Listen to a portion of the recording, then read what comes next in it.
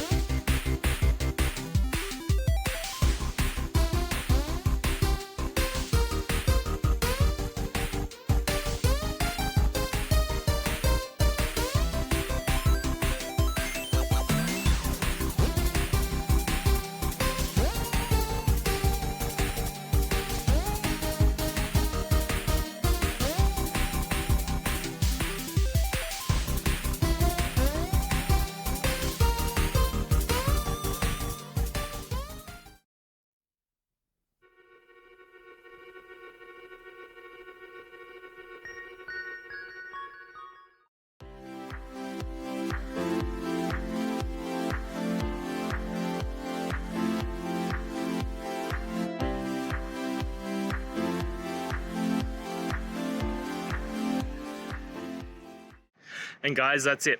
I hope this video has helped you and get you through to that resolution you needed. If it did, please, I'd appreciate it if you hit subscribe. Now, until the next time that you need technical help, I hope you have a good one. Cheers.